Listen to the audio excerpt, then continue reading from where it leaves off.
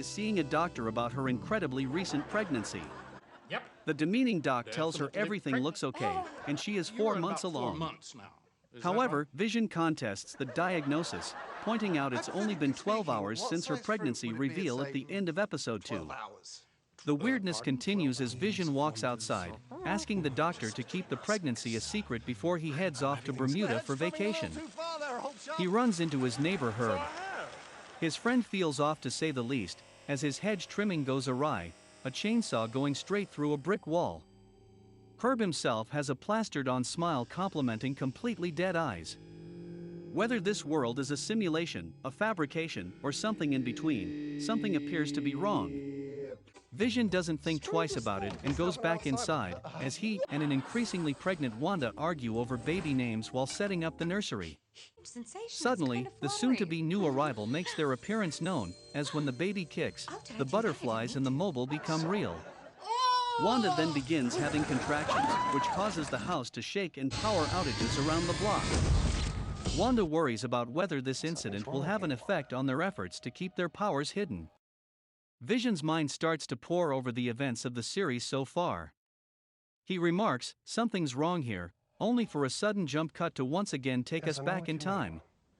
This time, he revises his statement to talk about anxiety as new parents. But another magical contraction doesn't put him at ease, as he begins to levitate nervously. What's more, a downpour inside the house has signaled something. Wanda's water has broken. WandaVision then takes an intermission for its recurring commercial break. The style has now moved into infomercials, as we see a feathered hair woman struggling with various tasks around the house.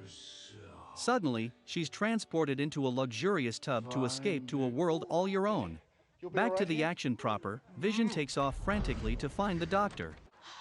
Wanda hears a weird scratching in the nursery, but is distracted when the doorbell rings. Desperate to hide her pregnancy, she dons a big jacket to greet Geraldine, who is actually Monica Rambeau.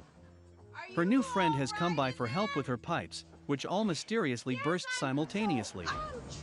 The next few minutes call back to the farcical nature of episode 1, as Wanda tries desperately to get Geraldine out the door and distract her from all of the magical hiccups popping in during her contractions, including an appearance from a real-life stork.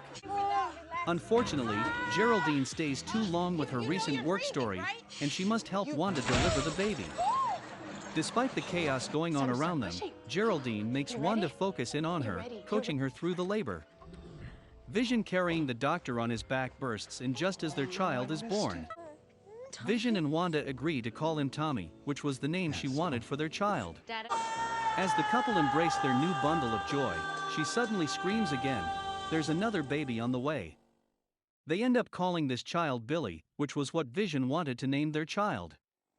After the doctor gives a clean bill of health to the new family, Vision walks him out once more, apologizing for delaying him on a trip he meant to take out of town. "I don't think we'll get away after all," the doctor surprisingly replies, a distant look in his eyes. Small towns, so hard to escape.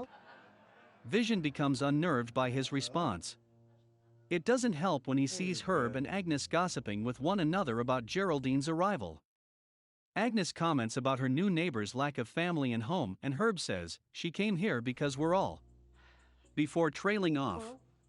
Back inside, Geraldine helps Wanda swaddle the babies and talk turns to twins.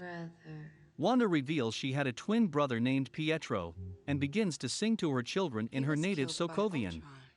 Geraldine asks if he was killed by Ultron, referencing the events of Quicksilver's death.